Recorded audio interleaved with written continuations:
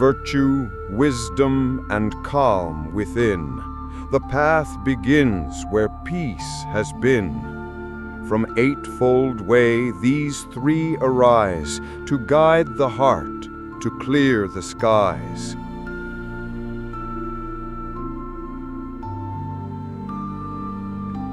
With virtue first, we tame the tongue. Our deeds are pure, no harm is done.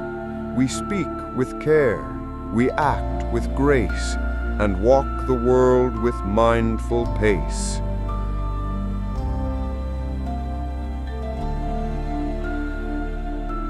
Then comes the calm, the steady mind, no longer lost, no longer blind.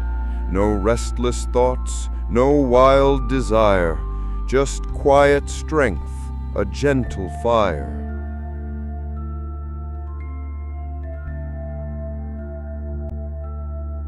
And wisdom shines, the final key, to see the truth, to set us free. We see the world for what it is, not clinging to what's hers or his.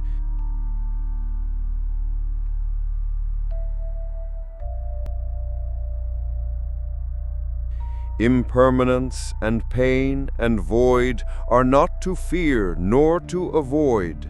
But when we see and let things go, the heart finds peace, the mind will know.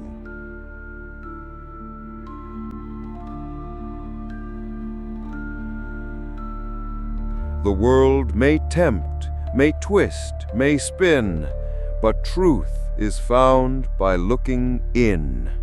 No need to chase, no need to fight. Just walk the path and find the light. Welcome to the Deep Dive. We're here to really get into the heart of interesting sources and bring you the key insights fast.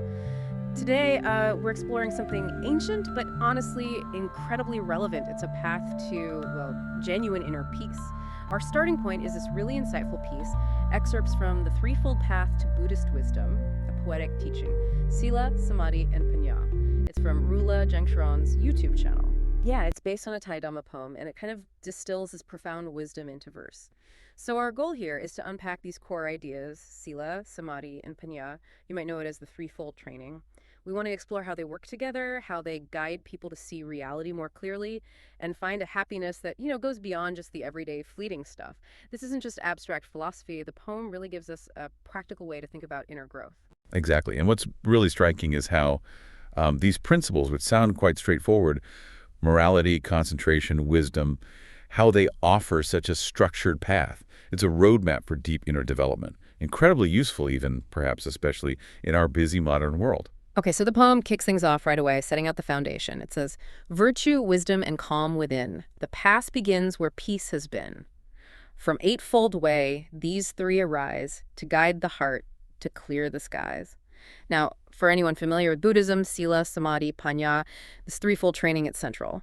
But why these three? Virtue, wisdom, calm. And what's the connection? How do they arise from the eightfold way? Well, they aren't really separate steps you tick off a list. Think of them as deeply interwoven aspects of training. It's holistic. They build on and support each other continuously. And saying they arise from the eightfold way just shows they're part and parcel of that whole path. They represent the core of right conduct, right concentration, and right understanding from that broader framework. And you can almost visualize it like Sila, morality. That's preparing the soil. Okay. Samadhi, concentration. That's the focus nurturing, the cultivation. Right. And then Panna, wisdom. That's the insight, the understanding that blossoms from that careful work. Each part strengthens the others. It's a cycle. Preparing, cultivating, harvesting. Yeah, that makes a lot of sense. A continuous refinement. And it starts, as you said, with Sila, morality. The poem puts it first. With virtue first, we tame the tongue. Our deeds are pure, no harm is done. And then it continues. We speak with care, we act with grace, and walk the world with mindful pace. It spells out some really practical things there. Tame the tongue, pure deeds, care in speech, grace in action, mindful pace. It's about conscious living, isn't it? But focusing on that line, no harm is done, beyond the obvious ethics, how does that specifically pave the way for, deeper insight later on? That's a crucial point. Sila is foundational. because it creates stability, both inside you and, well, in your interactions with the world. When your actions, your words come from a place of kindness, of non-harming, you stop creating inner turbulence, things like regret, guilt, anxiety about conflicts. Ah, okay. So it quiets the internal noise. Precisely. Those disturbances are huge obstacles to any kind of mental stillness or focus. If the mind's constantly agitated by the fallout from unskillful actions, how can it settle? So, by practicing virtue, you cultivate this inner integrity, a sense of being okay with yourself, which naturally calms the mind and makes it receptive, ready for the next stage. That idea of inner integrity, the peace that comes from knowing your actions and words are aligned with kindness. That sounds incredibly valuable. You can really imagine, can't you, the mental space that frees up, how that might change your daily interactions, even how you handle challenges. Absolutely. It's the necessary ground. So with that ground prepared by Sila, the path then leads naturally, as you said, to samadhi, concentration. The poem calls it calm within. It describes it like this. Then comes the calm, the steady mind, no longer lost, no longer blind. No restless thoughts, no wild desire, just quiet strength, a gentle fire. A steady mind, freedom from being lost or blind, no restless thoughts or wild desire. That sounds like what many people are looking for, but that last line is really interesting. Just quiet strength, a gentle fire. What does that imagery tell us? It's not just emptiness, is it? No, not at all. And the link to Sila is direct here. Because you've reduced the external pulls and internal conflicts through virtuous living, the mind can be trained more easily. It's less scattered. Samadhi is about actively cultivating that stillness, focusing the mind. But gentle fire, that's a fantastic description. It suggests it's not a passive state, not just blankness. It's a focused, vibrant awareness. There's energy there, but it's contained, directed, peaceful. Like a focused beam of light rather than scattered flickering. Exactly. It's a powerful, sustained attention. Not suppressing thoughts necessarily, but developing the capacity to observe without getting swept away. It's a presence, a clear, stable awareness. That really contrasts with how many of us experience our minds, doesn't it? That constant pull of restless thoughts and wild desire. So how does samadhi, this gentle fire, offer a different solution compared to just, say, trying to block out noise or constantly seeking distraction? Well, it's fundamentally different because it's about training the mind's capacity, not just managing the symptoms of its restlessness. Trying to ignore distractions or seeking external fixes, that doesn't build inner strength. Samadhi is about cultivating the ability itself to remain focused, to gently return the attention when it wanders. Ah, so it's building a mental muscle in a way. You can say that. It's an act of refinement. It builds resilience. That steady mind isn't passive. It's a state of alert, calm focus. And it's this clarity, this stability that allows wisdom to arise. It prepares the ground for Panna. Okay, so that quiet strength, that steady, focused mind developed through samadhi, that leads us to the peak, the final pillar, Panna, wisdom. The poem calls it the final key, it says, and wisdom shines the final key to see the truth, to set us free. We see the world for what it is, not clinging to what's hers or his. To see the truth, to set us free, that's a huge promise.